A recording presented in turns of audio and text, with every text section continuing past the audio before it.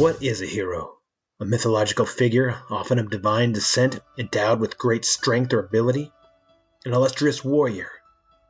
No. It's a person admired for achievements and noble qualities, one who shows great courage. Welcome to the What's a Hero podcast, where we dive deep into what a hero is and what makes them that hero. I'm your host, Ken Frownfelter, and I'm going to be introducing you to some of the world's most likely and unlikely heroes. You may have never heard of them before, and they most likely have never met you. But they all have one thing in common. They are ready to do whatever it takes to help make you better, even if it means sacrificing everything for you. Let's get into it.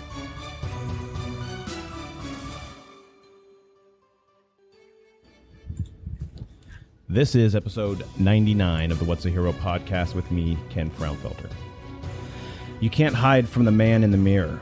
When you go eyeball to eyeball, he can see you completely. But you don't see him. You look in the mirror, but you just can't find him. Your eyes trick you and see someone who is not really there. The person you have made up in your mind. Do you even know who that person is? Most men hide from the reflection in fear that the man in the mirror will reveal his weaknesses.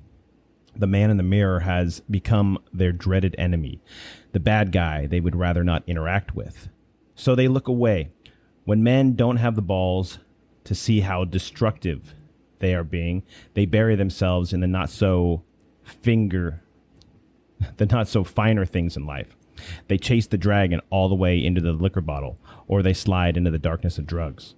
The 21st century man avoids taking the path of weakness by living within the disciplines, ideals, and virtues outlined in this book. He sees the man in the mirror with an uncommon clarity of vision.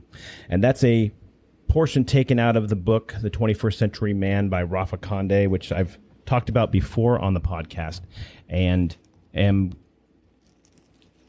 there's so many good little nuggets in that book that I am able to pull things out of there all the time. And it's poignant for the conversation we're going to have today with my guest today, which is kind of a big deal. It's episode 99. I'm right on the cusp of episode 100, and I've got a guest on here today that has been a hero of mine probably since I was born, as long as I can remember. Somebody that I've looked up to, somebody that I've had to learn a lot of good, bad, and otherwise lessons from. Somebody that has been able to speak into my life and make a difference, and is willing to admit when they made a mistake themselves, willing to admit that they've made a ton of mistakes, but is willing to go and become better and raise his kids better and be a better man in the process of just being there for others and wanting to be somebody that other people can count on.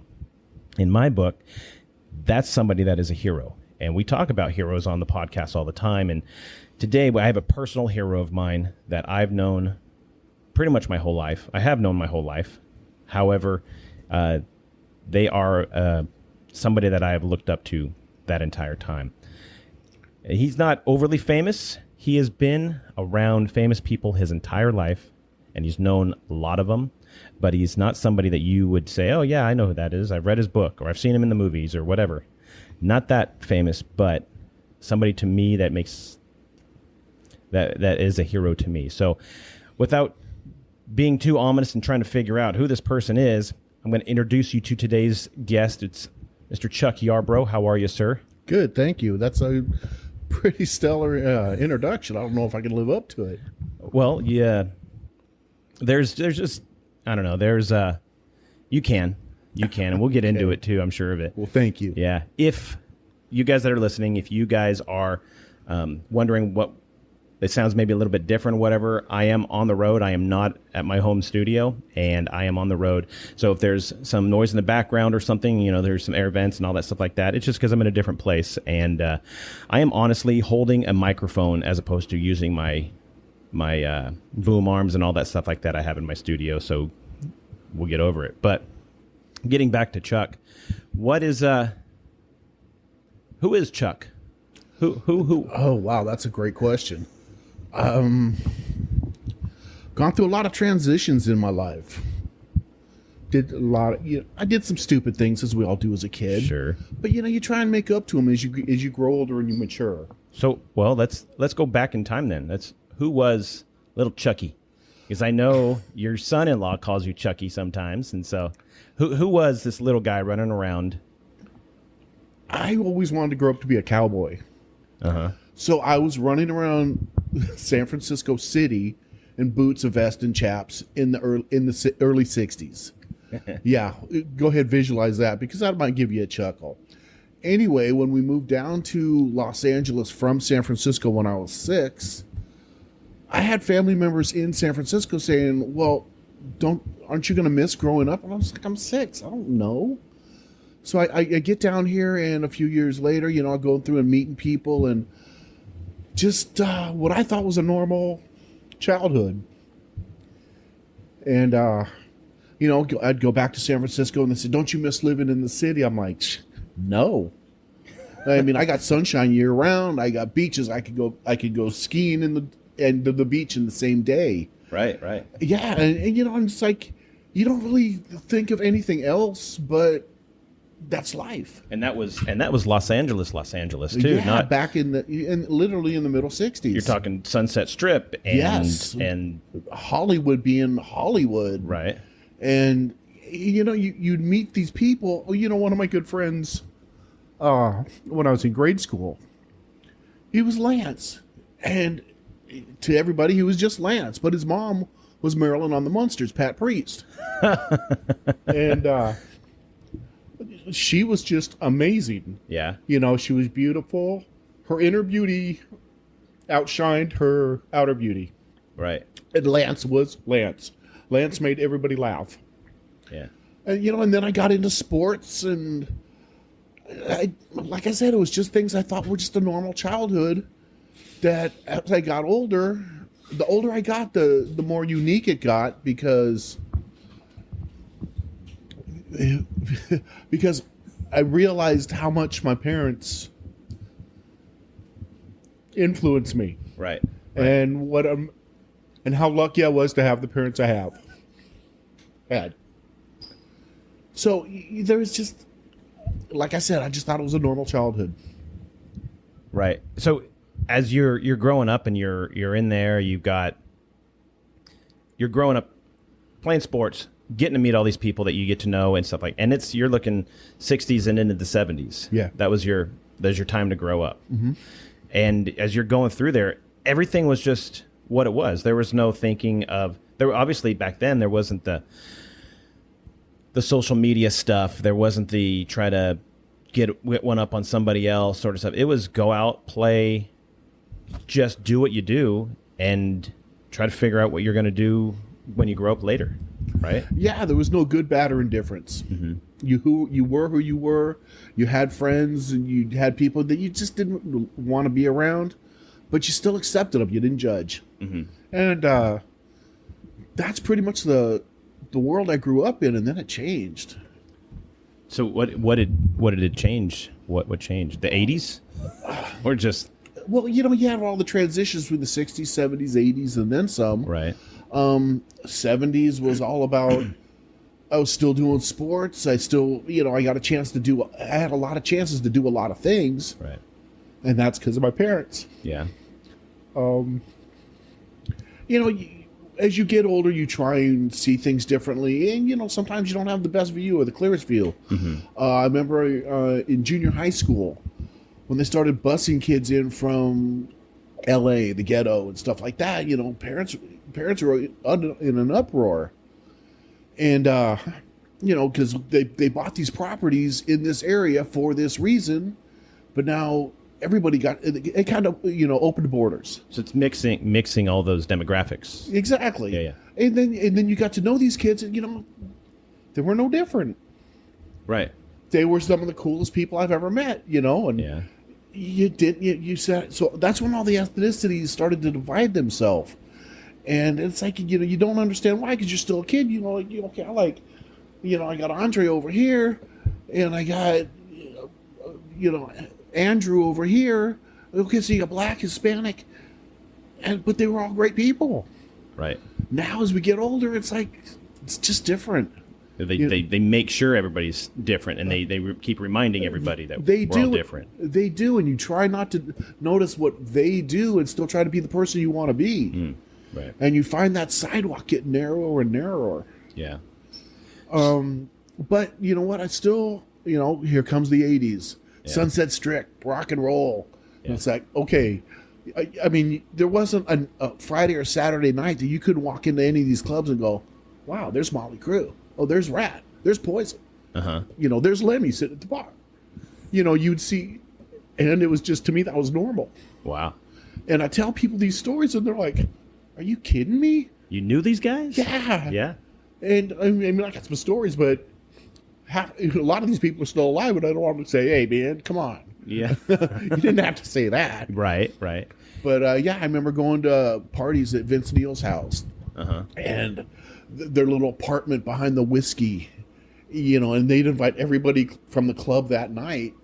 Hey, come on back. So they'd have 400 people in this little one-bedroom apartment and around the building. I mean, just really pissing off everybody in the neighborhood. But that was just the time. Yeah. And all these transitions just, you kind of wonder where they're going to end. Right. When can people just accept being them? Sure. Yeah. And accept everybody else for being what they are and who they are, and not have to always divide us or separate us. Exactly. And say, hey, they're a person just like the rest of us, and they talk like everybody else. Maybe they have an accent, or maybe they don't. Maybe they look a little bit different. Whatever. I look different. I'll tell you that. You look different. We all look different. Of course we do. But there's something else that keeps trying to divide us and keeps trying to separate us, and it's ridiculous. Definitely true. And 9 times out of 10, if you just give these people a chance, they're not much different. Yeah. But sure, there's the jokes. You got all the little ethnic jokes that, okay, they're funny. Yeah. But if people just realize it's just a joke, they're not making fun at you. Yeah, it's not you they don't like. It's not just your demographic. Yeah. It's just something to ease the tension of the day-to-day life that we live in now. Sure. Yeah. So going back into the, I guess, 70s. So you're getting into your teenage years in the 70s. Right. And you're playing sports in school. Football, I know that. Football, baseball. I stopped playing basketball, but I did BMX. I rode motocross. I rode desert. I water skied, snow skied, surfed, skated. And I was fortunate enough to do that.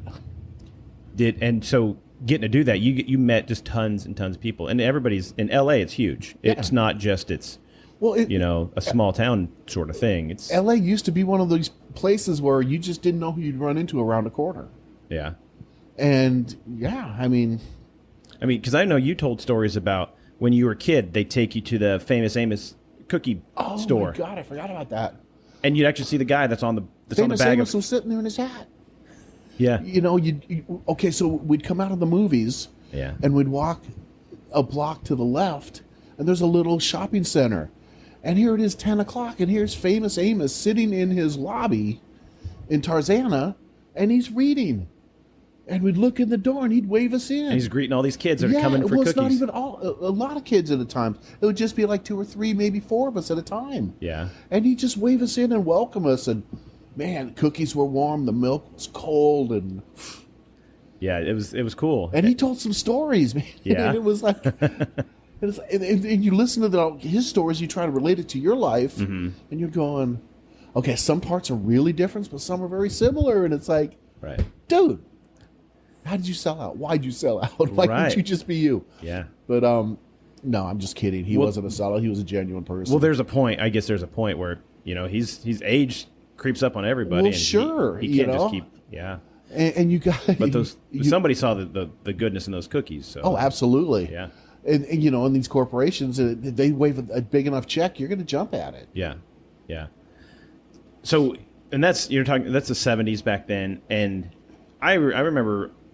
I was born in the late 70s, but I remember just the pictures and things like that, where it was just everything that you did it wasn't documented by pictures. It was just documented by stories, and everything you did was documented by memory. Mm-hmm. And then you talked about it. And so you'd get around and you'd hear somebody else tell these stories about, hey, my life was this, or this is what we did, and these are the things that came up. And oh, you should have been there back, and there's no way that person could have been there, but you go back and you play sports, and the people you're playing sports with, like you were talking about Lance, could very well, and a lot of them very well turned into people of note today, right? Absolutely. In high school, I ran into a couple like that. I played football against John Elway. I played football against Charles White. And back then, it wasn't a big deal. 5 years later, it was like, holy crap, really? Those guys? God, I remember he had an arm, but not like that. Yeah. But yeah, John Elway was a long hair. It was great. Yeah. Yeah, it's funny because back then, everybody had long hair, and your coach would tell you, look, if you got long hair, put it up under your helmet because somebody's going to grab it. Right. Well, sure enough, it did. One of my best friends was a lineman. And so they put him in on defense, and we're playing against John Elway. And so Elway takes a snap, and he rolls right. Mm-hmm. My buddy Ron came up from the right side defensive tackle and chased him down, and he couldn't really catch him, so he grabbed his hair and yanked him back. And Elway he wasn't happy at all. And he went to the ref, and ref's, he's complaining, and the ref just says, oh, tuck it under your helmet.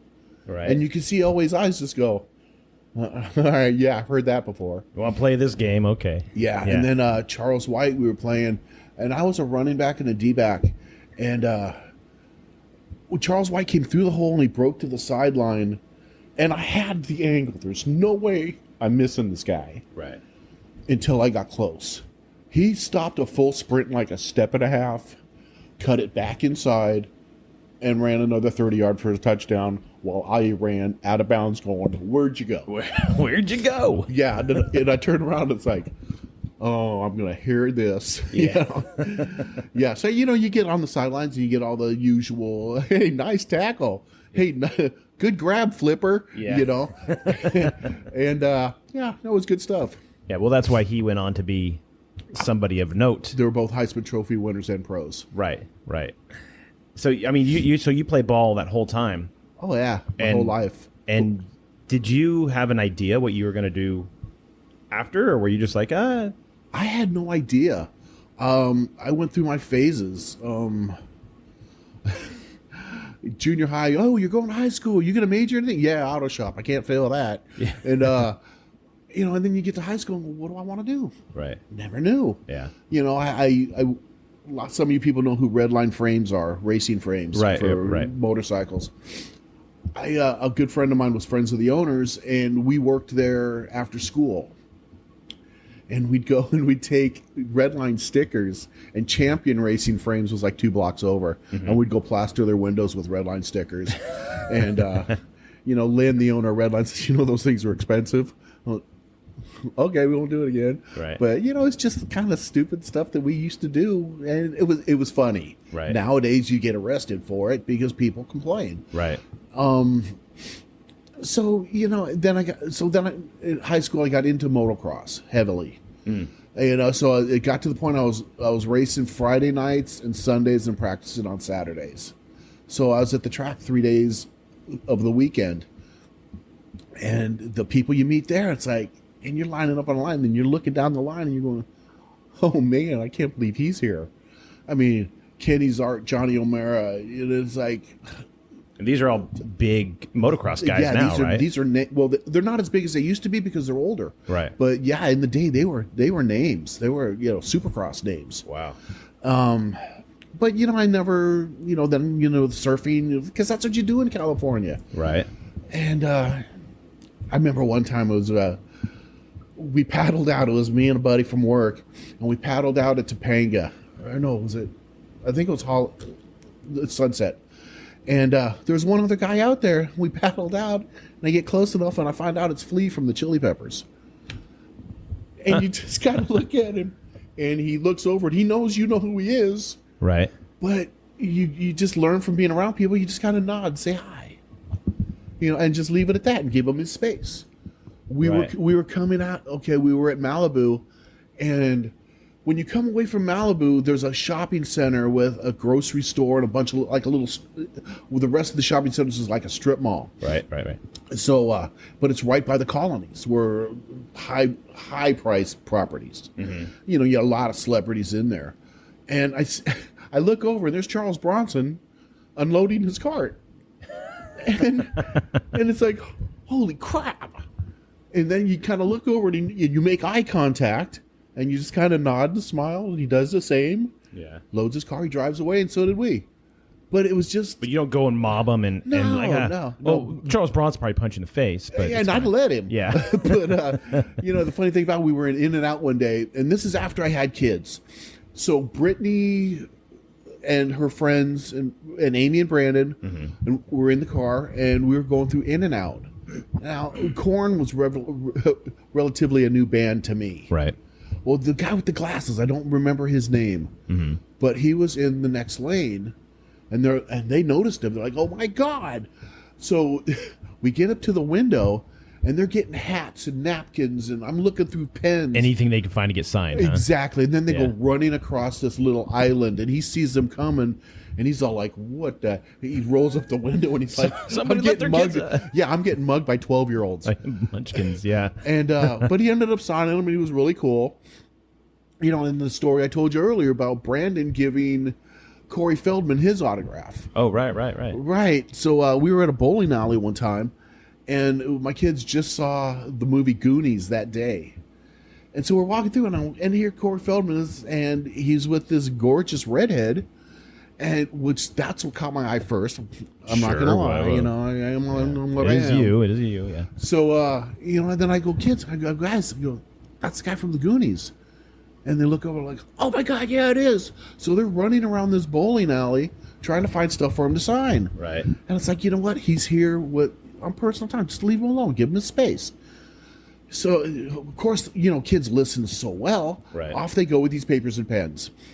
And he was really gracious, real nice, and he signed everything. But my youngest, Brandon, he flipped his paper over, kind of scribbled something on it because he was only like 3 or 4.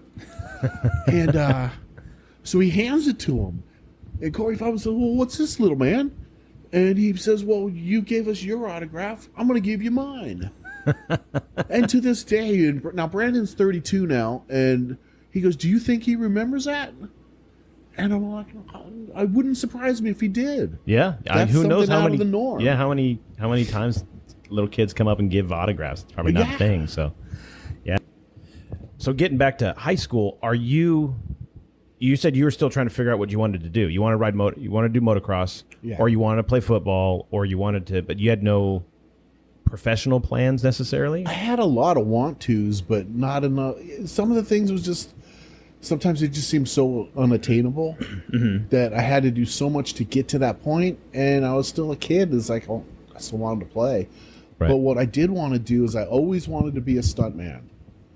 Oh, really? Yeah, like in the movies? Yeah. Yeah. Well, then I saw The First Mechanic with Charles Bronson. Okay. And I wanted to be a hitman. But people kind of said, "You want a what?" You can't. Yeah, so it wasn't really a popular choice. But yes, I went over to stuntman. And I figured with all the sports and stuff and the motorcycles and I was just getting, the martial arts and stuff. I didn't mention that earlier either. But I knew how to fall. And I seemed to be pretty good at it. Right. And not get hurt bad in the process. Yeah, bad. Not get hurt bad. Sure, but, yeah. Well, there's always to get hurt. But right. And then, so I did. I went to a stunt school. Now, you're going to laugh at the name of the school. It was called Stunts Are Us. Right. But it was cool. It was over here in Northridge, and they had trapeze and... So you did these trapeze, and you did your falls off these trapeze into a net. And it was like, okay, let's give it a shot. And I had fun doing it. They wanted everybody to go out and buy a cheap throwaway $500 car so they could learn to ski, which is what they call driving it on 2 wheels. Oh, really? Yeah, and that was a hoot. Yeah. So all those old school stunt performances you see in old movies in the 70s and 80s, whether it's like you're saying The Mechanic or it's Indiana Jones or any stuff like that was what you were learning, how to go behind a moving car, jump out of a moving car, jump into a moving car, hang on the hood of a car. I had some idols in that field like Dar Robinson, and he was the guy. Isn't he the guy that The Bonaventure. He was the one that did that. He fell out of the top of the Bonaventure. Yeah, but that was what was that? What movie was that? Oh, I can't even. I can't even. But it was. It was notable at the time. They're like, okay, this has never been done. Right. Wasn't that was? And he had a ghost wire on, so you couldn't see it. Mm-hmm. And he just went out of like 30 stories. And he fell backwards, right? Yeah. Yeah. And it was like, people think that's just insane, but now you see Tom Cruise doing his own stunts. It was a Burt Reynolds movie. I want to. I thought it was Burt Reynolds because You know what? I don't remember because I never saw the movie. I just saw the. Right. Everybody's seen it. It's super. Exactly. And that's where they got the idea for the Nakatomi Tower fall, right? For him to fall backwards. But well, that and the fact that if you go out backwards, you protect your face because you still have to go through the sugar glass. Right. So it's safety glass made out of sugar and water, so it breaks real easy. Mm-hmm. You know, you go to the tours, you see that's what they crack over people's heads with bottles in the movies. Right. So because you still have to protect your face and your eyes, so you go out backwards, and as soon as you go out, you spin. Man. But they don't really, you see them go out of it normally, face forward, but it's right as he hits because your butt kind of breaks at first. Yeah. As soon as the butt hits it, you spin, and that's how you see people like, Yeah. falling back. So that was Dar that did that big one. Yeah. And who are some of the others that you were? Oh man, you know what? I can see faces. I'm so bad with names, but nobody was at his level, and his crew was just ridiculous. Yeah. And we were just talking about this before that. The Fall Guy. We used to all watch the Fall Guy. So that was the show that was the show. You'd make sure you catch every episode. I right? loved that show. Yeah. It was like you'd see things, and you'd see things, and you go, okay, I want to do that. I want to do that. Then you see some of the aftermath. Is like, okay, that didn't end too well. That kid's in a hospital. Yeah, and he's really hurt. Body cast on. But for some reason, it's like I still wanted to do it. Right. Call it stupidity or call it youth, But as I got older, it's like, okay, let's do something a little more little more safer. Yeah, a little more safer. One more again. So so I said, okay, I could draw. So I was building houses also, and a friend of mine taught me how to frame. And since since I can build them, I could probably draw them. Mm-hmm. So I went to school for architecture. Now this is back before CAD, so you actually hand drew everything. Right. And I was driving. It was funny because I was driving up to Ventura to submit plans in the city of Ventura, and I was driving along I went along one. So I was driving along the coast, and it was the perfect spring-summer day. Right, along the right, beach. Right weather. The wind wasn't there crazy. Wasn't a cloud in the sky. It was comfortable. And here I am driving up the coast. And it's like, what am I doing? I'm supposed to be outside. Yeah. So I went from that back to framing, and then I got the carpal tunnel because we couldn't use nail guns back then. Mm-hmm. And now here, I do landscape now for a major studio.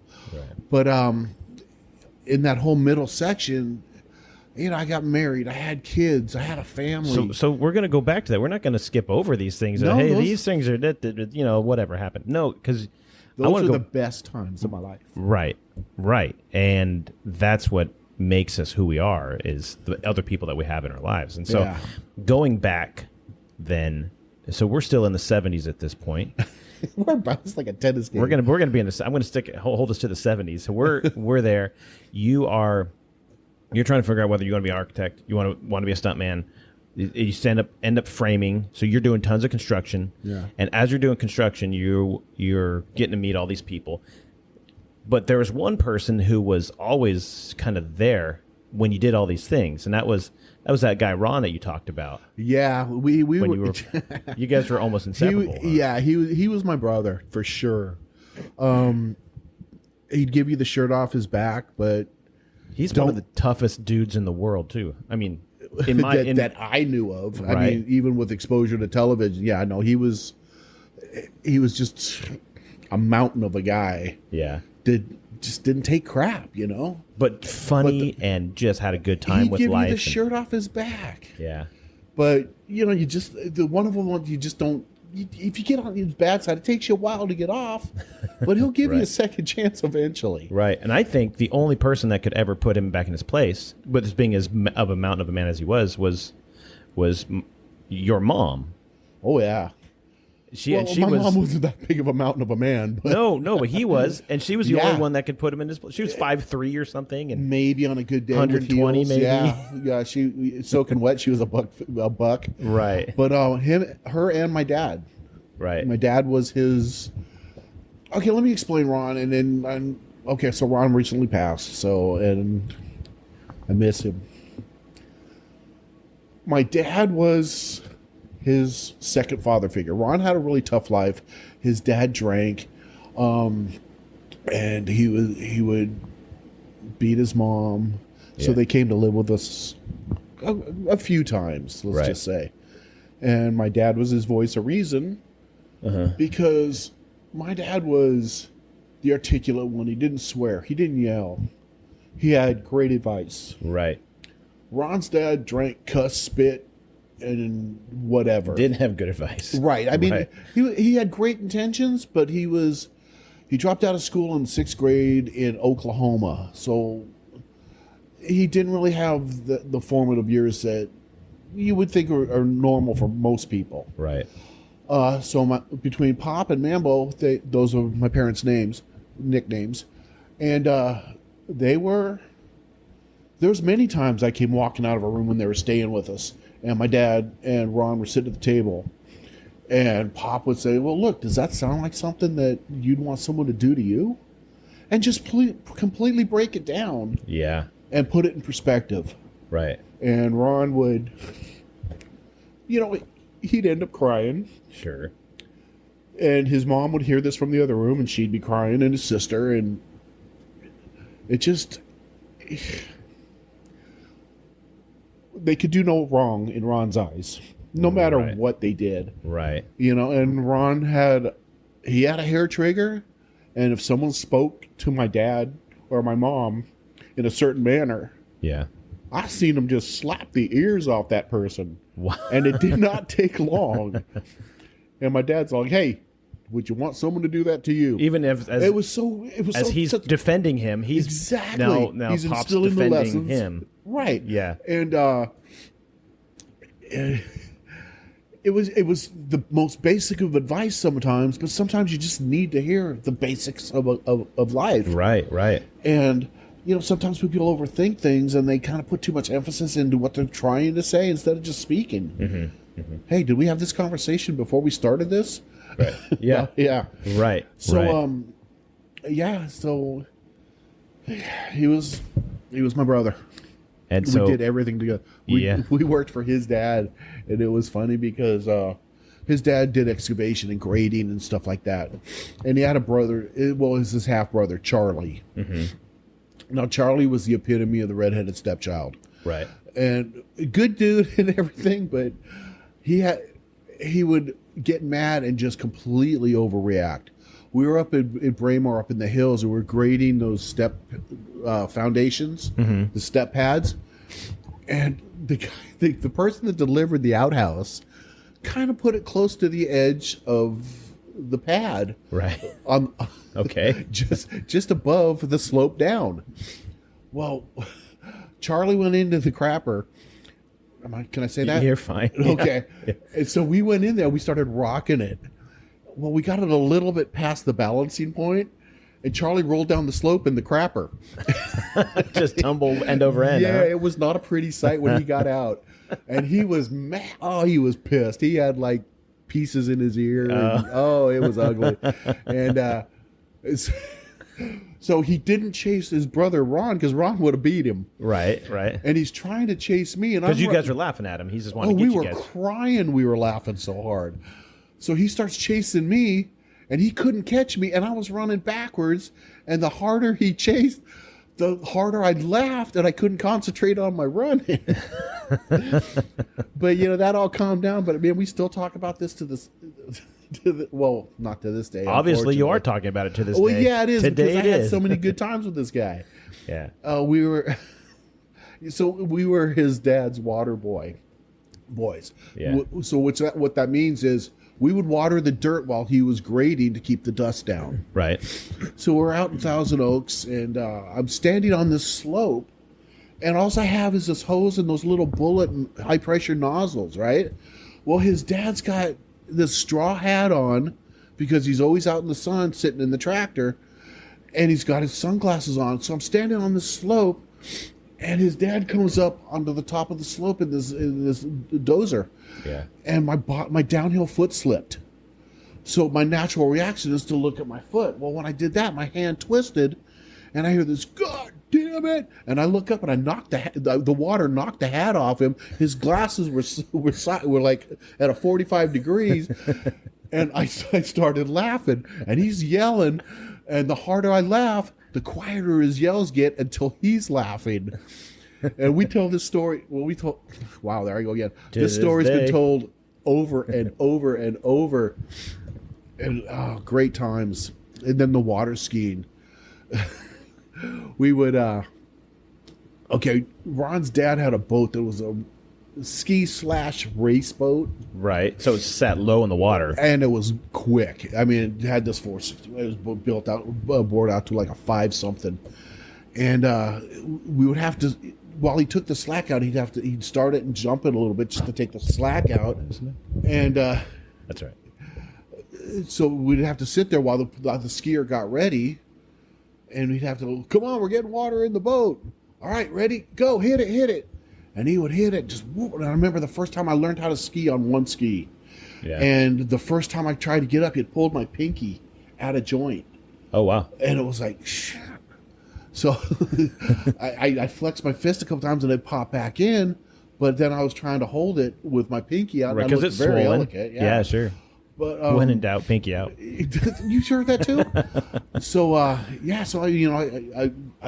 got up my second try and I kept going. But my first try, I was so used to riding a skateboard, I would kick the skateboard, and once I got on the skateboard, I'd move my back foot up. Mm-hmm. I did that in the ski and went ass over tea kettle.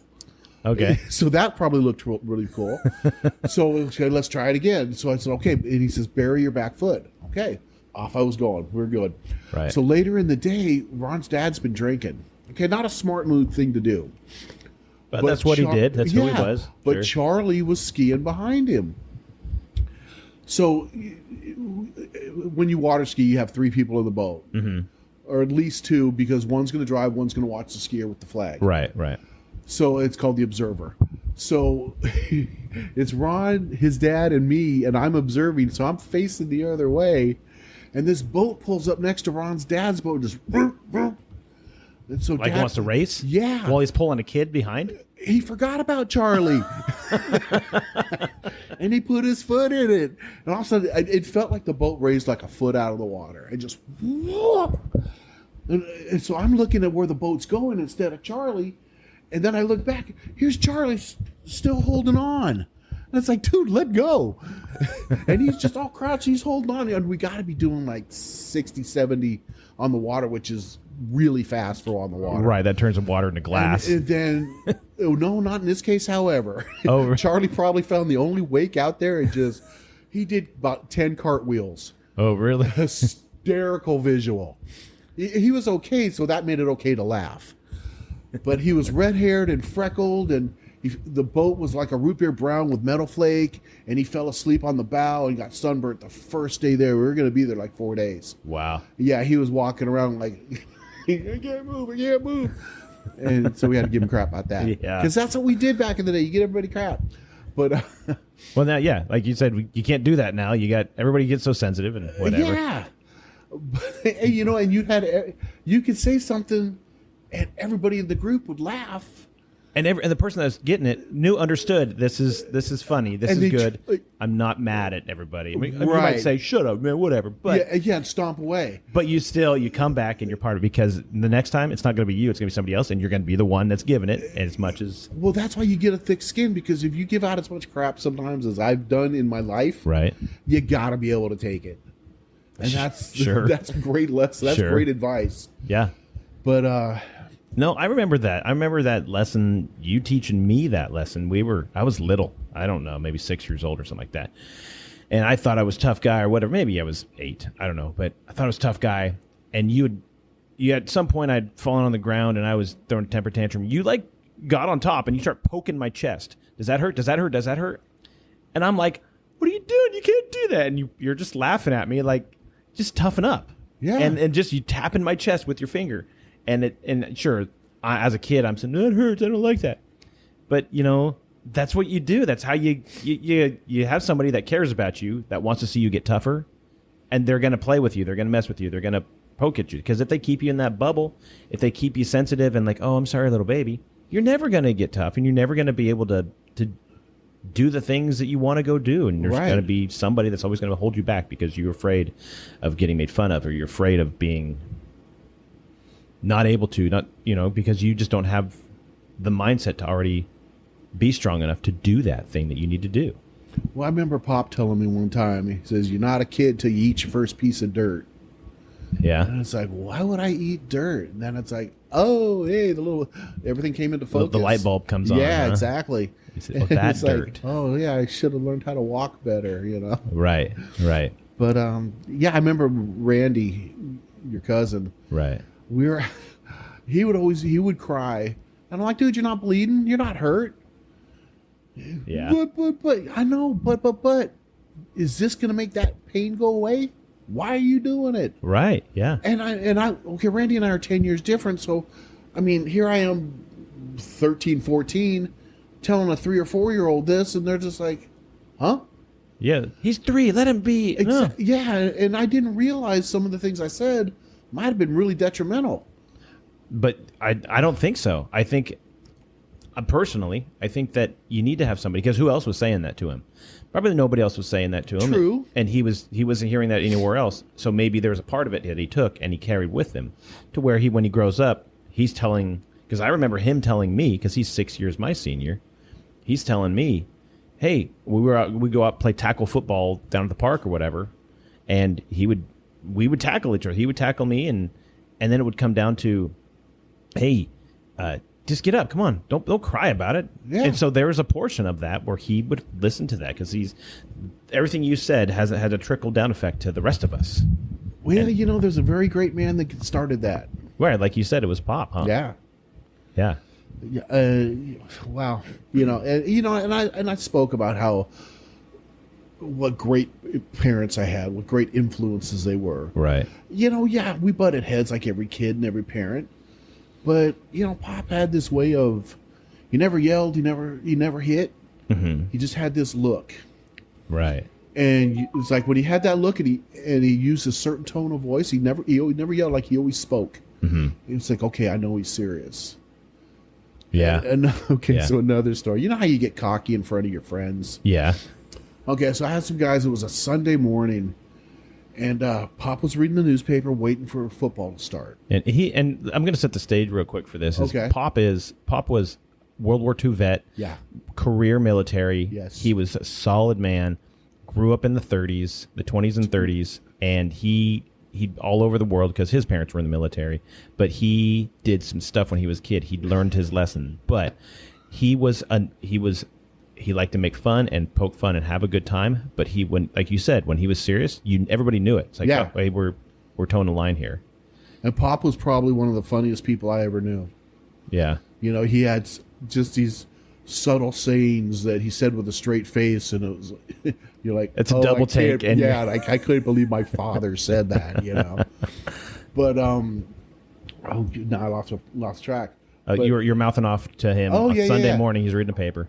So I had like 3 or 4 friends. So then we had this big mulberry tree out in the backyard, and when anybody that knows mulberry trees knows when the leaves fall, they're big leaves that they cover quickly, right? And it just makes a mess.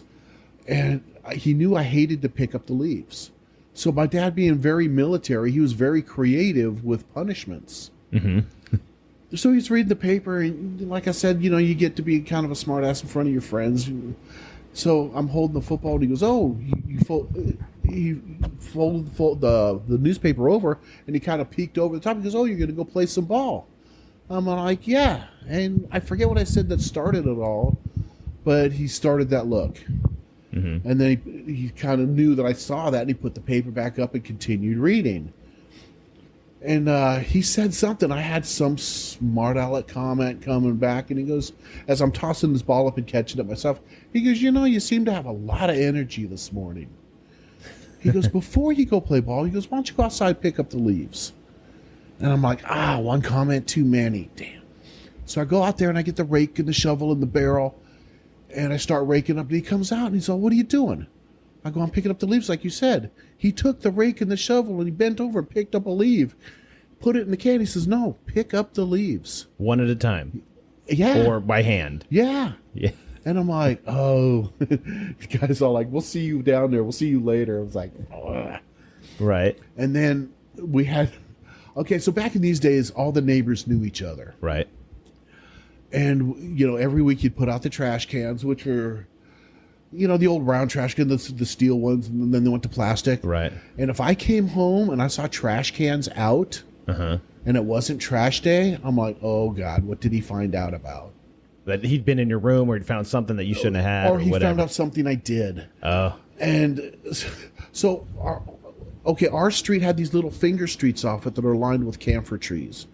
So when camphor trees leaves drop, they go curb high or better and 15 feet out in the street. Right. So depending on how much trouble I was in, dictated how many sides of the streets I had to clean.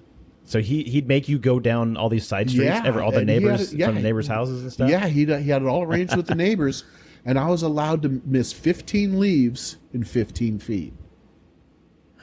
That's how I got a work ethic. I don't want to do this, and he always said, he goes, if there's something you don't want to do, blow it out so you don't have to worry about it. Yeah, get it done now. Yeah. And so it's just behind you. And that's how I got a work ethic, and it's funny because the simple tricks that your parents show you or enforce on you, for a better word, is those are the ones that stand out in your mind. Right. It's not the simple ones. It's the ones that, okay, I really should have known better. Right. Yeah. The brush your teeth every morning sort of thing. Yeah, I learned that lesson. Tie your shoe. Yeah, I get that. Yeah. But it's the the ones that make sense. Yeah, the ones that are bigger picture, the ones that have an effect on other people. Right. Down the road you will get in trouble for in a worst case.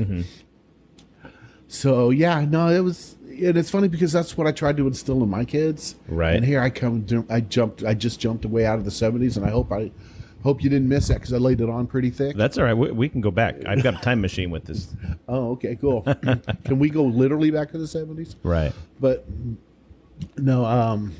So looking at that, besides framing, fall guying, stunt manning for those of you, and architecture, you're still trying to do motocross. I'm assuming you're doing. I'm still surfing. I'm still. You know what? To this day, I still haven't grown up. Right. To the point where most people would say, "Okay, quit being a kid." Right. But I feel that you got to keep your inner kid, or else you get old quick. Sure. Because I'm looking back at these time frames that we're talking about, and that was forever ago. Right. But they seem like they were just the other day. Yeah. But you think about all those things that's happened in between, and you're like, wow, that's been 30 years. Yeah. I remember specifically, I'm going to move to the 80s, 1984. Good times. I remember 1984, and talking about this life that you're doing stuff, you're playing, you're having fun, you're doing things, whether you should do it or shouldn't do it or whatever the case may be. Nice segue. I remember 1984, we're watching the Olympics. And at the time, the Summer Olympics were in Los Angeles, and they had a torch running down Ventura Boulevard. Now, the house that we lived in at the time, 2 blocks and the off. reason, and I don't know if I mentioned this to everybody listening, but Chuck's my uncle.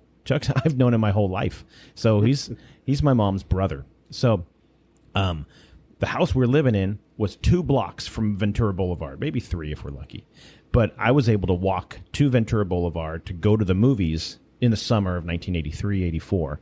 And I was, I wasn't even 8, I was 8, 9 years old at the time. We're going there, and that was where they were running the torch. Well, we're sitting in the house at this time watching the torch get run on Ventura Boulevard, and it's going past just 2 blocks from our house. We're watching it. But if I can paint the room, my mom was in there, Mambo Pop were in there, and you were laying on a hide-a-bed with a cast whole body, whole. Well, no, it wasn't a cast. It was just bandages, and yeah, You were jacked up, that was stupid stuff. right? Long story short, I had a YZ250 Yamaha, and a buddy of mine went up to his mom's house up at Lake Hughes, and there was a festival the following day. Mm-hmm. So we got up early, and I'm going to leave it at that. Sure. And I mean, it was a summer day, so here I am. I kicked this thing over. Now, mind you, this bike would, in third gear, the front end would come up, and you could wheelie as long as you wanted. Well, I wasn't completely awake, or I didn't get enough sleep, let's say. And I started this thing up just in shorts and tennis shoes. And I'm up on the road, and I bring the front end up, and for some reason I thought the front end was going down when it wasn't. So I goosed it a little bit, and I looped it on the pavement at 40 in shorts and tennis shoes. So I had road rash going from my pinky finger on my right hand all the way down my arm, front of my armpit, down my side, down my leg. And then my right hand, if you look at your thumb and you see the two big areas. Yeah, the palm. Right to the base of the thumb and right at the other side, straight across to the other side of the wrist. Right. That all flipped back in one piece. Oh, okay. And I'm right-handed, so I couldn't work. And so here I am. I couldn't. Okay. Once I got to I came home from the emergency room. They had me wrapped up, and I had to have a fan blowing on me to keep the road rash and the burn from getting too out of hand. So there I laid on this thing for 2 weeks, and it was really cool because I got to watch the whole Olympics with my dad. Right. As he's... Because otherwise you wouldn't have done that. You'd been out I'd been running out around working. doing I'd been whatever. working. But, it was a good time, except for the injury. Right. You know, it's funny because a lot of people have these chin-up bars they put in their doorways of their bedrooms. So I had those inversion boots. I remember those. Clipped on. I remember those, yeah. So I put those on, and I grabbed on. I kicked my feet up, going to hook it, and I had to kind of squirm to get the hooks over the bar. Yeah. And I was so focused on that, I didn't think to the point when, okay, but now after you exert yourself, you're going to have to work to get them off there. Right. And it's so here I am. I do these sit-ups, and it's like, and I can't get my feet off the hooks off the bar. And I'm like, Dad, and he comes running around the corner. What's wrong? I go, I'm stuck. Help me get down from here. And he just sat there and laughed at me, saying, "You didn't see that coming?" And I'm like, "Not till too late."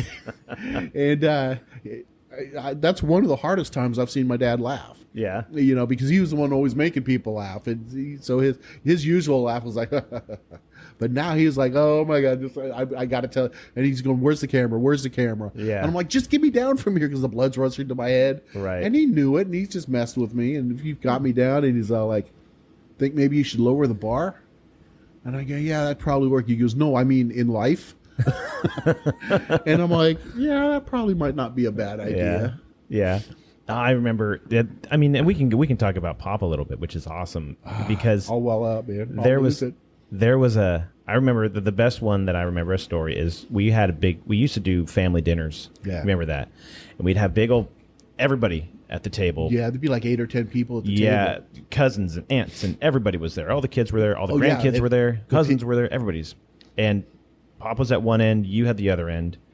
Mambo would sit next to him on a stool because she would always, because that's nearest the kitchen, not because of to downgrade her, but she was like, nope, this is where I want to sit because I want to be able to get in the kitchen, get more stuff. Who needs what? And she would always be running from the kitchen back to the table. And she would never, it would sit down, your food's going to get cold. Oh, nope, hey, we forgot this. Oh, I need this. Oh, you need salt, pepper. Oh, let me go. Oh, you need more of this? Right. I'll go get more of this. And do we need to, we're running out. I'm going to go make some more. No, sit down. Don't go make some more food. We're good. And so she would do that. But the one that I remember one specific time, we were there, everybody's sitting around this table, and there was a food fight that broke out. Yeah, we had a few of those.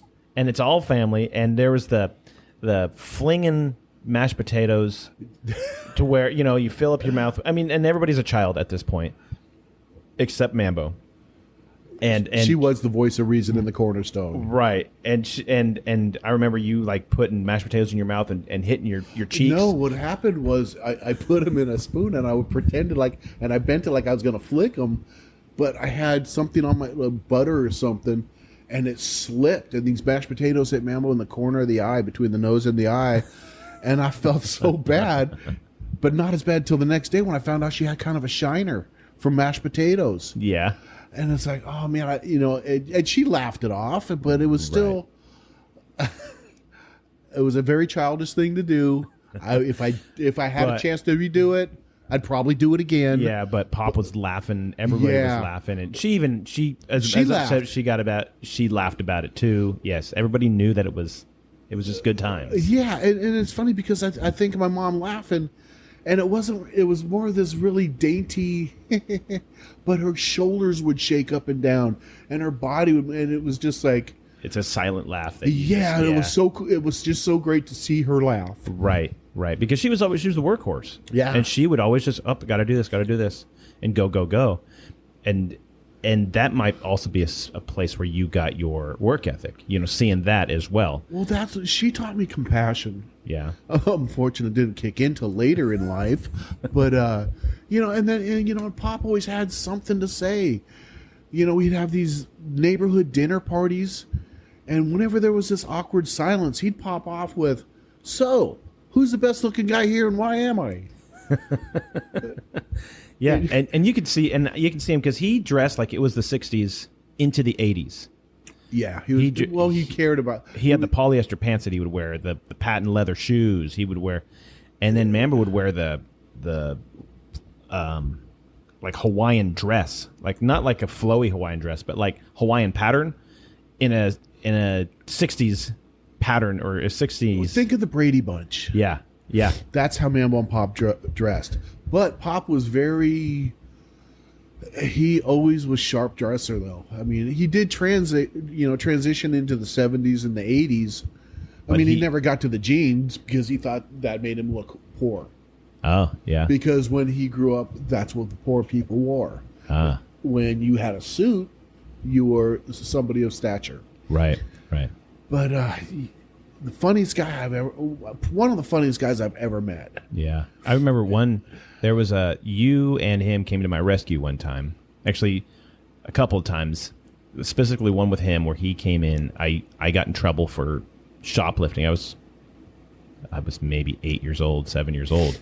And we got in trouble for shoplifting at a store, like a toy, picking up a toy, and not paying for it. And, you're a kid. You do stupid stuff, and you get in trouble. You learn your lesson. Nevertheless, Mom wasn't able to come pick us up, but he came and picked us up. And I was more afraid of him coming and picking us up because they were like, we're going to call the police. And I was more afraid of him coming and getting us than I was Mom or even the police showing up. And I just heard his feet. Yeah. Because he always wore these pattern. He always wore these hardened wingtips. A wingtip shoe, and you hear him walk on these steps coming up to the office of this store that they were holding us in until he got there.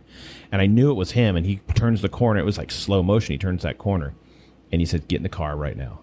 And he'd never talked to us that way. And it was just, I was like, holy crap, I'm in trouble. He goes, we go home, and he just handed us off to Mom, but he didn't talk to us the rest of the night, that was the worst. And that was the worst. But then there was a time I was in third grade, I think, and I got in trouble a lot when I was a kid, but I got in trouble for kicking a hole in the wall of the bathroom. And there was already a hole there, but I was pretending that I kicked it, and these other kids were like, oh, he just kicked I can't kick a hole in the wall. And they're like, nope, we saw you do it. No, there was already a hole there. I was just pretending that I made that because I was messing around with my friends. They're like, nope, you did it. So I get in trouble for it, and I think Pop said, okay, well, don't worry about it. We'll fix it. And he recruited you, and I'm at school one day, and I see both of you guys at school with coveralls on, or you had your tool belt on, your framing belt on, and stuff. And you guys were doing work on that. I'm like, what are you guys doing here? And you both were measuring out the wall and cutting that wall and making it. I'm like, you guys are coming here to do this for me? And I thought that was a huge thing that you guys were doing that. So we were because of something I did, you guys were making it right. And I thought, who does that? Because you guys, right. And that was the thing, is that it was family that does that. And I didn't, because we had I knew you guys as my uncle and my grandpa and all that stuff like that. But then when we moved in with you when I was a kid, with you guys, it was, I just always knew it was my mom that was having to do whatever. And I never thought about family coming and cleaning up your messes. And that's what you did. And then nothing was ever said about it. Nothing was like, hey, you're going to make this right and you're going to pay us back for doing this work for you or anything. Nothing was ever said about it. I mean, probably not till this day that I remember this and talking about this to you. But nothing was ever said, hey, you owe us for fixing this thing. Because in your guys' mind, I didn't owe you. It's just what we do. He's a dumb kid. That's what he does. This is what we do. We have to cover our families sometimes. See, that's the cool thing about family, though, because what's understood doesn't need to be discussed. Right. And, unfortunately, the family unit isn't as whole as it used to be. And that's sad. Right. I mean, I know good families that are that way, but it seems to be getting more rare as you go through. So you go through a lot of life, a lot of stuff happens in there. And like you said, you were partying with a lot of rock stars. You knew a lot of them. Yeah. You had friends that were. You had a friend, and I remember this one specifically. You had a friend who had a band who was on the same trajectory as Motley Crue. Yeah. And it could have been at one. It could have been a flip. It could have been just on one night or the other, just the right person was at the show. It could have been his band that would have been Motley Crue instead of... I don't know if they would have been Motley Crue. Motley Crue was setting the bar. I mean, they were Motley Crue. Right. But no, he was an amazing drummer. And he had his band was... every one of the bands in the 80s that went through the Hollywood scene, you'd always hear, oh, we're going to be the next one signed. Well, these guys were supposed to be the next one signed. It just never happened. Mm-hmm. It's smoke and mirrors. Let me blow smoke up your skirt until you believe what I'm going to tell you. Right. But some good times. I mean, some of the rockers we were talking that you just mentioned, we talked about this morning. Yeah, and you knew them. Yeah, you'd met them, you'd party with them, and there's a lot of. I'm assuming there's a lot of times that you may not even remember. Yeah, there's once or twice because some stuff happened, but the lessons that you learned through that stuff. Yeah, and all these times I remember the night that Vince got in the accident, and that sucked. So for people that don't know what he was going on a beer run. He already had too much to drink. And Vince Neal, everybody, is the singer of Motley Crue. He's the lead singer. And they got in an accident. Hit Vince's fault, and he killed the drummer for Hanoi Rocks. Mm-hmm. I don't remember his name, but I met him, and like I said, I'm really good with faces. Right. But and I'm sorry if you know who he is and I don't. But there's a dark times. You people that have seen the movie The Dirt, the Motley Crue story. If you remember those party scenes, they happened.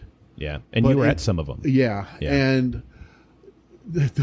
In the movie, they calmed them down a lot. Wow. So yeah, they were literally out of control. Mm-hmm. Motley Crue was the true bad boys of rock and roll. And that's a lot where the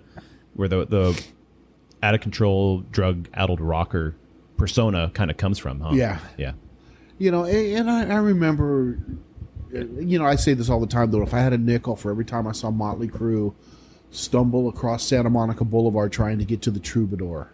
Yeah. Now, you people that don't know what the Troubadour is, it's an iconic nightclub known for the rock people through the 60s. I mean, John Lennon's Lost Weekend, he spent half of it at that Troubadour. Wow. In the 60s, Laurel Canyon was anybody who was anybody in rock. The Stones, the Beatles. Blue Jay Way, the song written by George Harrison. Mm-hmm. He wrote it in Laurel Canyon on Blue Jay Way, waiting for a record executive because he was flying in. George Harrison flew in from London, and he said, "Don't worry about it." He goes, "I will meet you there." So he stayed up waiting for this guy because he was late, and he looked out and saw Blue Jay Way, and that's where that song came from. Huh. And a funny story about that house. 2 years later, almost to the day, Paul Simon wrote "Bridge Under Troubled Water" in that house. Oh wow.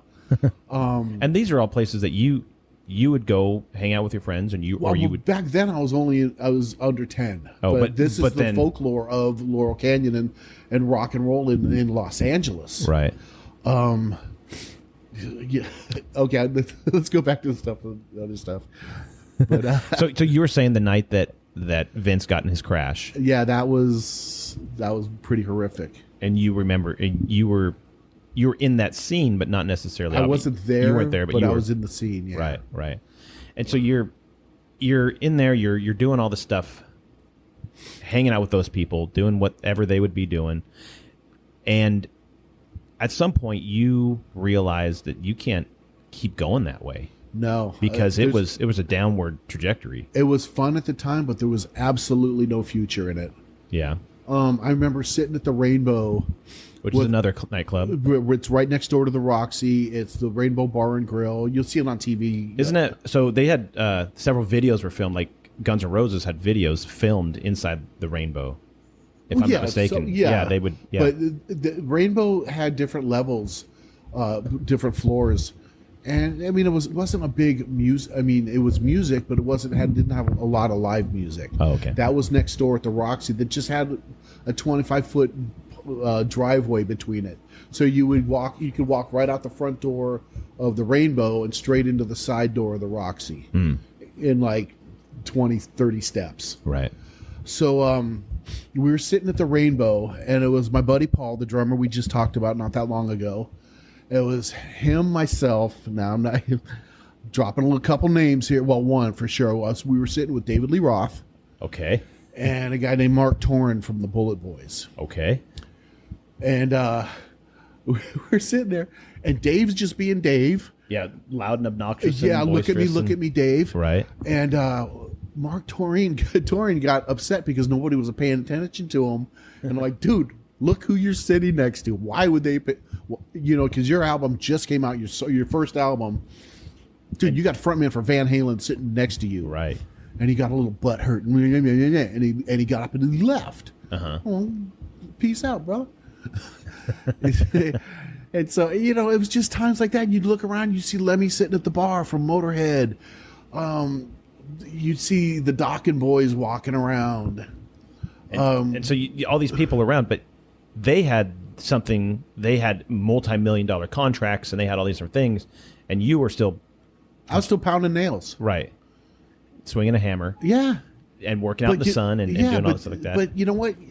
If you're just genuine with these people, they accept you. Right. They don't want, of course you get the people, oh, can I get your autograph? Yeah. Can I get a picture with you? Yeah.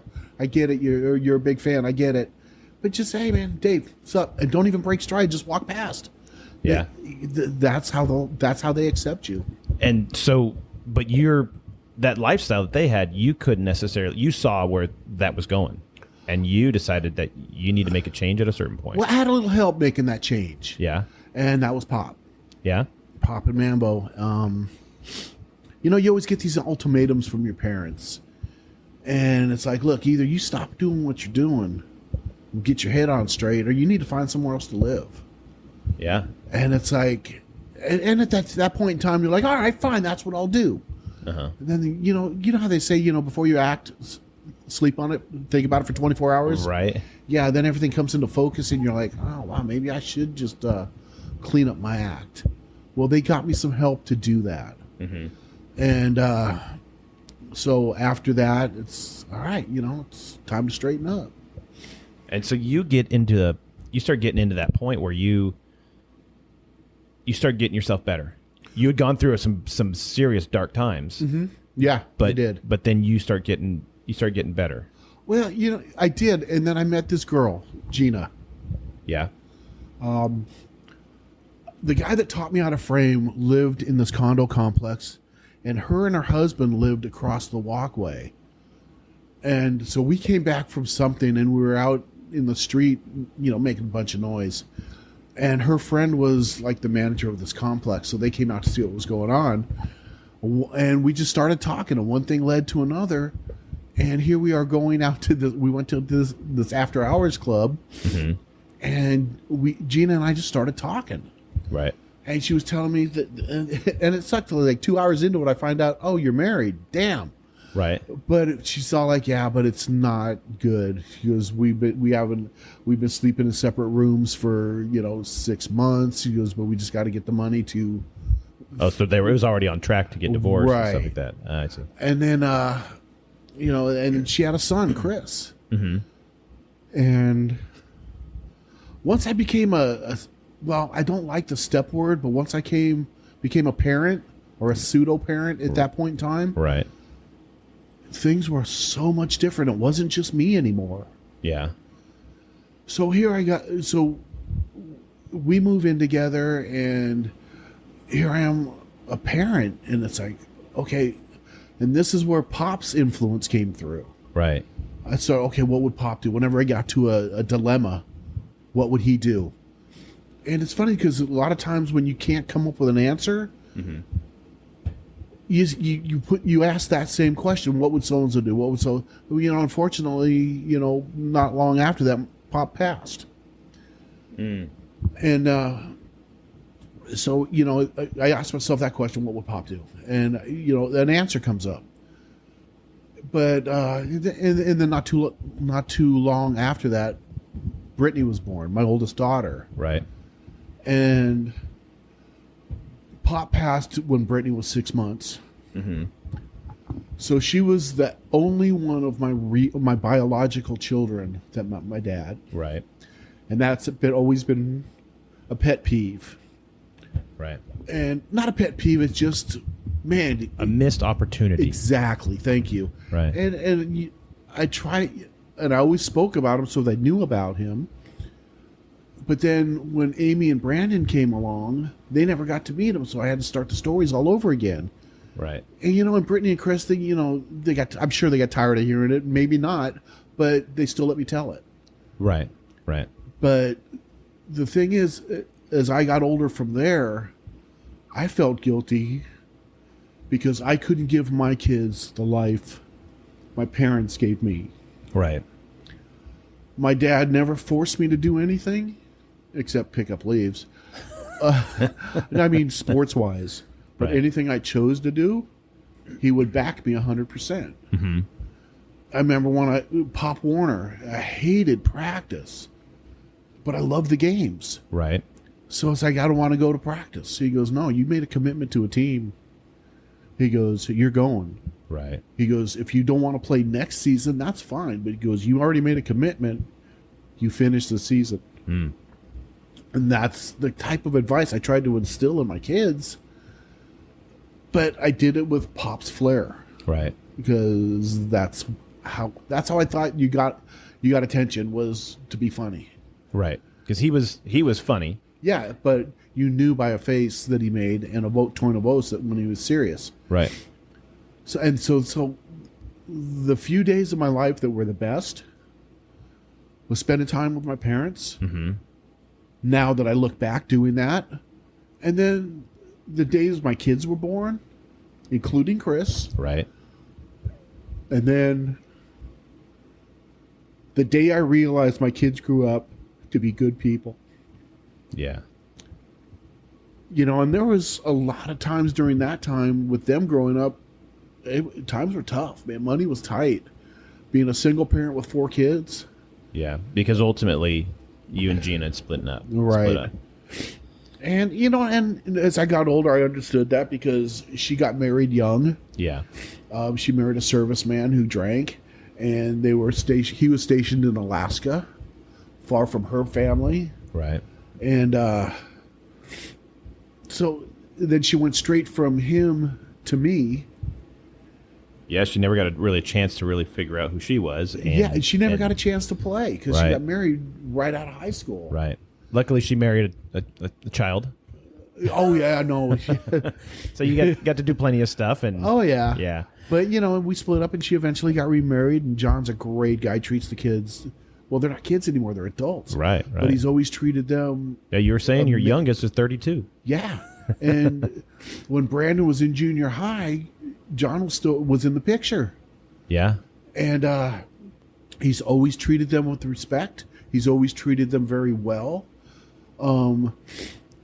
Kids, when your parents split up, you always have aggression towards one or both of the parents in certain areas. Right.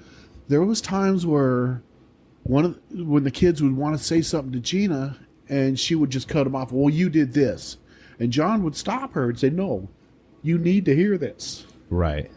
I got a lot of respect for John. Great guy. Yeah. It was funny at my daughter's, Amy's, junior high graduation is when I was coaching hockey. One of the moms from hockey comes, "Oh, Chuck, where's Gina?" I go, "She's sitting right there." She goes, "Is that your brother sitting next to her?" "No, that's her boyfriend." And she goes, "Oh, she's got a type?" Because we do look similar. Okay. But the thing is, he's a mild-mannered me. Oh, yeah. Okay. I'm the one that'll just mouth off or run at the mouth. Probably get punched in the mouth as fast. It's been done a few times. But I can put both feet in my mouth real easily. Yeah. And John thinks about things. And yeah, that's one of the things I respect. That's cool. And that's good that kids can see the kids. They're not kids, but your kids. They can see this difference, and it's different, but it's not a bad difference. Well, they can see that you don't have to, that you could be better friends. Yeah. They can see that you don't have to be enemies with your ex. Yeah. Or your ex's other half. Right. So we get along. Yeah, because there's not a breakup because you hate each other. There's just life. This personalities were different and people were different, and I was mad at the world for like 3 years after the split. Sure. And it was like, and then one day you just wake up and you just get tired of being. It takes effort to be angry. Yeah. Yeah. And the thing about you being angry is the other person's in the dance having fun and you're still sitting outside. Right. And it's wasted effort. Exactly. There's nothing wrong with effort, but wasted effort, there's no value to it. Right. And you try to justify it and it's like you can't. A funny story is because I asked Gina, I must have asked her 15 times, okay, what did I do wrong so I don't do it again? Right. And to this day, I still never got the same answer twice. Right. So either I was a complete jerk or she was just delusional. Right. I prefer to see the delusional part. But we know the truth. Well, yeah, but we don't like to say it out loud. We're not gonna, I guess I just did, right? Okay, you're the jerk. Got it. Yeah, but no, it's just when you choose to learn to grow up, it opens a completely different door. Right. You made the mistakes that you made. You know that you can get past those, and you see, like you said, you see your kids growing up to be good people, and you're like, man, I did a good job. And then you look back, oh, I really didn't have much to do with it. You ask them, they're like, oh, bull crap, you did. But you don't see where you did. You're like, man, I think I failed you 100 million times. And I don't think I failed. I just don't think I did it to... My dad had awful big shoes to fill. Oh, and that's level? what I was trying to do. Sure. And my youngest son, Brandon, works with me now. I mean, all my kids are doing very well. Right. Chris works for the government. He makes sure he's got a law degree. He makes sure veterans get the benefits they're entitled to. Right. Brittany's got her makeup art. She's a makeup artist. She does hair and she's got a cosmetic line. Done a couple movies herself. Yeah. Done makeup and hair for a couple movies herself. Yeah. But she mostly does her own stuff now. Sure. Yeah. Because I try to tell her, look, I mean, you get in the union, the makeup union, there's a real good chance you're going to be working 14, 16 hours a day for people that don't really respect you. You're not going to have... This way you have your life. Right, now right. She travels. She does things. She just got married. They got married in Puerto Vallarta. It's like, okay, distance wedding. Come on, really? You're going to kill me with that. Yeah. But I had a blast. I got to see you guys. I got to meet Oscar's family. Got dysentery. Yeah, it's great. Right? It's nothing like sitting there just going, whoo, that one hurt. But... when you decide to grow up, like I said, when you decide to grow up, it opens a door. Fortunately, I've gotten through the window. I haven't gotten through the door yet because I refuse to give up all the kid in me. Right. But, that's not such a bad thing. Right. So there's a point where you're physically not able to maybe go surfing like you did. You're not able to play football like you used to. You're not able to, and you were talked about martial arts a little bit. You'd done that a good chunk of your life, and there's a point when your body starts saying, "Hey, you need to slow down a little bit." And But I like, still love my "Man." martial arts family.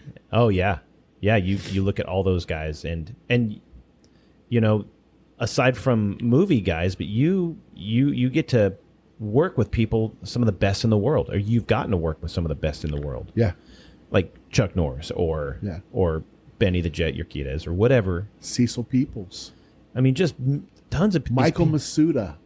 Yeah. For those of you who don't know who Michael Masuda is, he's the highest ranking monkey kung fu practitioner in North America. So, and he has the martial arts museum, history museum in Burbank, and he'll talk to you for hours if you want to. Right. And it's just as normal people. Yeah. And it's not, and like you said, I don't mean to drop names. And we're not, and I don't mean to drop names that way either.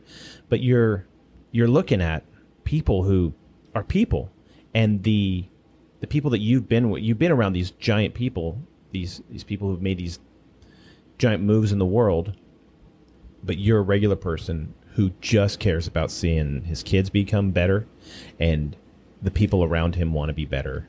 And you do that really well, and you haven't showcased that too much here, but you're one of the funniest people probably on the face of this planet.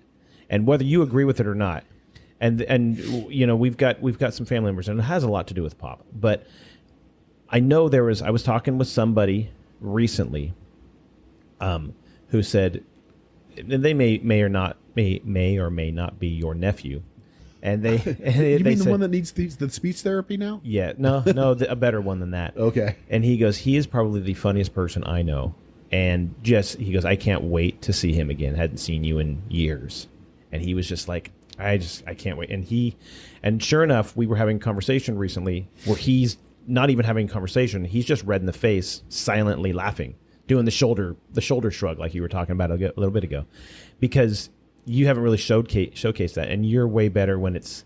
And I know the mics are on and all that stuff like that, and you're recording, and you're like, okay, what do I say? All that stuff like that. But when you get in your natural element, the humor that comes out of you is ridiculous. Well, I'm kind of afraid to be me because I got kind of a salty vocabulary. Let's just leave it like that. But yeah, I'm down for a good fart joke. Right. Exactly. Exactly. So those of you, I put that out there because that's part of who you are, and that's part of the person that the person that you are. You're saying I'm no hero, but you're a hero to a lot of people around you. And you're a hero to people that look up to you, and that, you might butt heads with some of them, but I don't know anybody that doesn't like you, Thanks. There's That's a pretty big compliment, man. Right. My cheeks are so red. You were mentioning something, we were talking yesterday, and you mentioned something that you told the kids, that you said, nothing's more important than family. Right. And somebody questioned you on that, and you said, and about why are you like that, and why do you do certain things that you do? Do you remember that conversation we had? And the Vaguely. The thing that you replied Because to if I didn't, I'd be a hypocrite. right? Because that's No. What did I say? Clear me up. That's exactly what you said, and that's the idea that. You put this out there for all these other people, and you put this out here for the people around you, whether it's your kids, your nephews, your nieces, I don't care who it is, your family and your friends, and they say, well, how come you're doing that? What are you doing that for? And I said, and you say, because I've always told the people that I'm responsible for to do a certain way, and if I don't do that, then I'm going to be the hypocrite. And that, I'm assuming, comes from Pop as well. It is, and there's a meme that's going around, and it has a grown lion and a cub, Right. and the caption says, "I almost quit till I noticed who was looking," and that sticks with me, But it's funny because just recently, and I haven't told anybody this, I know what I got from Pop. I got a work ethic. I got a sense of humor. Mm-hmm. But I remember at Mambo's funeral, Right. I tried to get up and say something, and I was looking out, and I saw people I haven't seen in a while. Yeah. And some of those people are the ones that told Mambo, you need to let your family figure it out. You need a life. You need a life. Mm-hmm. And right then is when it hit me. We were her life. Mm. And kind of getting like I am now. Yeah. And I couldn't finish what I tried to say. So, unfortunately, my ending statement at her funeral was, I look out at you and I apologize because the ones that know me know that I'm never really at a loss for words. Yeah, nor an emotional wreck. Yeah. Yeah. I go, and some of those words have more than 4 letters. And I looked at the priest and he laughed. Yeah. And I'm just going, all right, I got to go. You know? Right. But yeah, I lost it and I couldn't continue from there. So here I am sniveling. Yeah. But you know what? Family's everything. Right. Good, bad, ugly. And I got ugly family. Yeah. Have you met them? You're looking at one, I'm talking right? about one person yesterday. Yeah. Okay. No, I remember that you've said that previously. Another side of things though is sometimes that family is not always born into your family. It's not they're not right, blood. It's extended. And you take people into your family, like Mambo Pop took Ron in. Yeah. And they took his family in.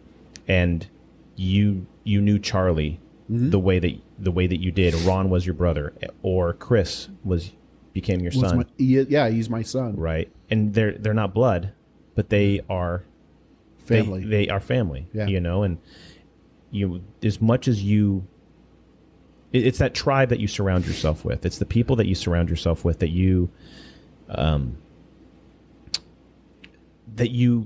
necessarily, you don't go out and put an ad in the paper to find people. Hey, I need people to join my family or my tribe or whatever. They sometimes just show up, and then now they're in there, and you now give everything. You give 100%. Never be anything but. Right. You give 100% to them as much as you would give to your own children or to your own family, your own blood family members. Yeah. And there's not something that you can forget. Now there's people, and I know there's people that have family members that they're related to them, but they have nothing to do with them. Right. They don't. Because they're not good people. They've cut them out because they know they're not good for them, and they're not good for the other people in their family because they do things they shouldn't do. There's a point though where you still hold on to them, and you still want the best for them, and, right? And you're willing to go and get up at 3 a.m. and go bail them out of jail or whatever you got to do.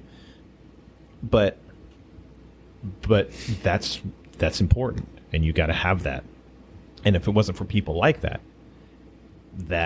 little pebble that you drop in the pond, and I've talked about this before on here before as well, but that pebble you drop in the pond, the ripples, they go out forever. Yeah, until they hit something. But even if they hit, what is it that will that ripple turn into a wave, which will then push that boat, that will then push that person to become something more and go find that new thing that they've not had before. Very well put. Or will that ripple become a wave that you're able to surf on and have a good time with, or it'll provide peace and relaxation for that family member or that friend, or else you get tsunamis. Right. So it can go either way. You just hope it goes in the right direction. Right. It's funny because we've been talking mostly about me and my upbringing and my parents, and Pop said something that was so simple. Right. But it's not something that people sit back and think about. And he goes, the secret of life is easy. He goes, you just treat people the way you want to be treated. Yeah.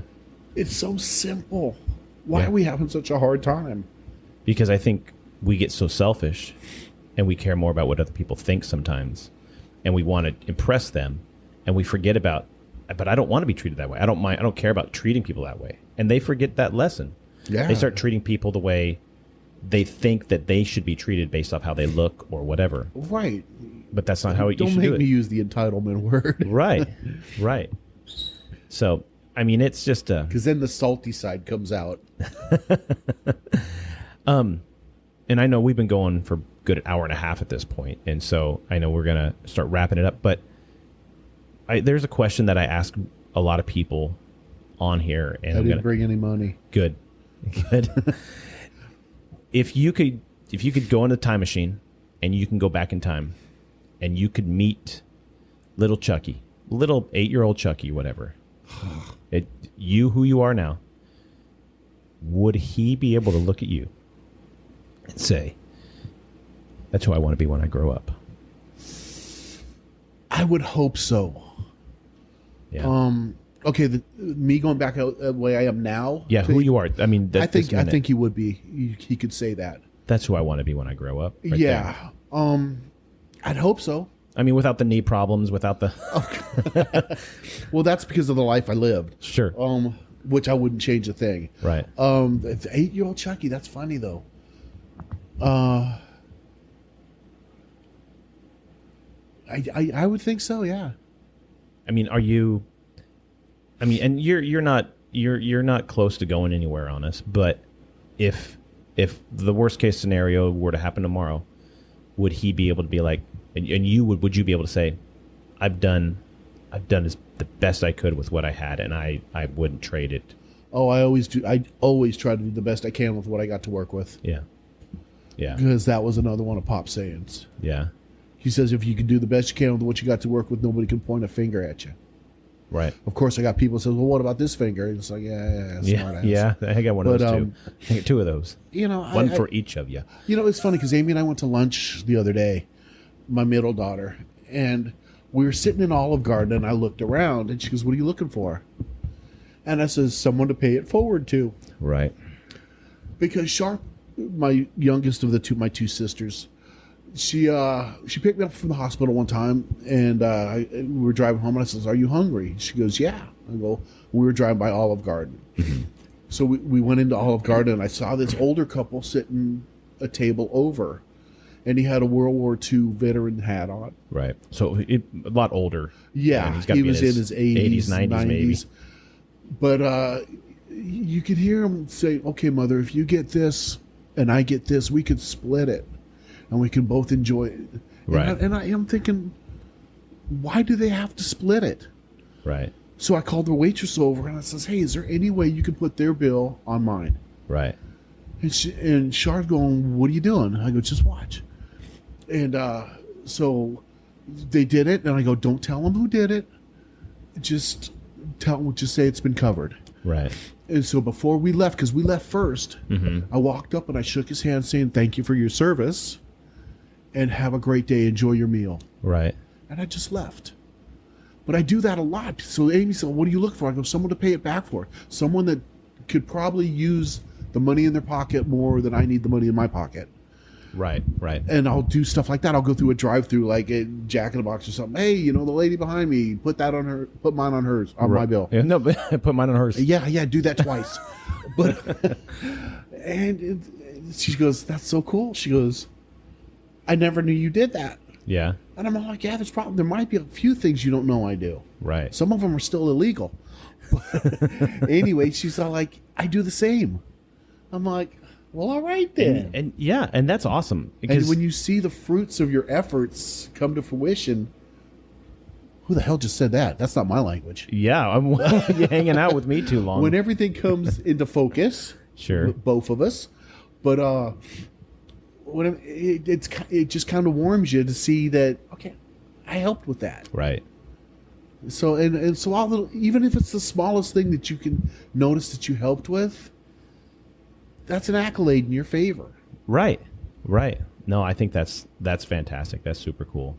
So, yeah, like I said, we've been going good hour and a half or whatever, and dude, it's been just awesome talking with you. And we could probably go forever and ever, but I'm sure we could. But I've got plans this evening. Well, what are you doing that's so special? Yeah, it's for the podcast folks. I don't know if I can talk about it. It's kind of top secret stuff, but it has to do. It starts with an M and it ends with Italica. So I've got to go watch those guys live. So it's kind of goofy that way. But no, I mean, for those of you guys listening, and obviously I'm going to keep you in here for this. He's not going to leave the room while I talk about the other side of making sure you guys subscribe to the podcast and all that stuff like that. So if as I'm saying this stuff and you want to interject anything, you're welcome to do that, because I never have anybody normally in here with me when I'm talking about this. Never be called normal. That is true. I'll give you that. So if you are listening to the podcast and if you've not subscribed already, so go subscribe. And you can find us I'm on all the social medias. You've got the Twitters and I guess it's X now. And you can find us on Instagram and on the book face. And you can find us at www. You don't have to say that anymore, right? No, you just say the word, right? Yeah. I don't know. I'm a computer idiot. Yeah, well, the What's a Hero podcast.buzzsprout.com. You can find all of our previous episodes on there, plus links to whatever your favorite podcast platform is. You can go there. It'll take you to whether it's iTunes or Spotify or whatever. And we're on all of them. Every one that there is, we're on all of them. You can go there, find us, subscribe, leave a review on iTunes. It helps the algorithm figure out. So when people are looking for a podcast to listen to, this will show up on theirs and it will pop it up. And so it's actually kind of cool. Found out that we have over 10,000 downloads already. As of this last April, I had over 10,000 downloads, and I've not looked since.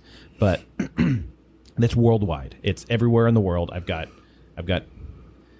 people downloading from all around the world, from Russia to South America to Australia and Europe and everywhere. So it's actually pretty cool.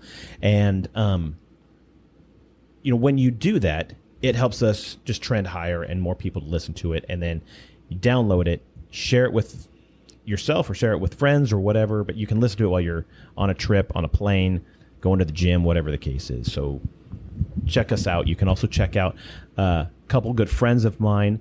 You can go to a Dose of Ethos. What they'll do is they'll make sure that you can get in better shape if you're wanting to get in better shape to be a cop, or want to get in shape as you're being already in law enforcement or being in a first responder world. You can go in there. They will help you get back into shape or prepare for the academy. And in doing that, they will get you to that point where you are you're healthier. They'll find you exercise programs that help you with your food. And they even got merchandise you can get. And so that's super cool. The other one is Oversight Performance, and you can get on there. They can help you get in shape if you're going back in the military, or you're in the military, or if you're getting ready to go in the military. They can help you get back into shape for that. So check those guys out. With Dose of Ethos, type in What's a Hero, they'll get 10% off whatever programs and stuff they've got there. So that's always a cool deal to go with them. But, so do you have any final words for the fine people out there? You know what? I hope you all living happy, healthy lives, and thanks for listening. No, I hope this is somewhat entertaining. If you could have just that one last thing that you would be able to tell somebody, one last thing, what would you tell them? Just be good people. That's it. Yeah, it's not hard. Be good. Be nice to people. If you can't be good, don't get caught. Help somebody out. Yeah, extend a hand. Be better. So everybody, it's like it was a little more of a personal episode today, and a little bit of my background with some of my family, and it's not something that you get too often on here, but it's something that I wanted to put out there, and it's awesome. So for everybody here at the What's Hero podcast, thank you guys for listening, for being awesome listeners, and keep doing what you're doing. You can, no matter what you're going through, everybody has their downtimes. Everybody has speed bumps that come their way, and everybody has different problems that come their way, but you just keep going forward, keep doing what's right, surround yourself with people that want to see you do better. That will make the difference in life. So for Chuck Yarbrough, I've been Ken Frownfelter, and this has been the What's a Hero podcast. We are clear.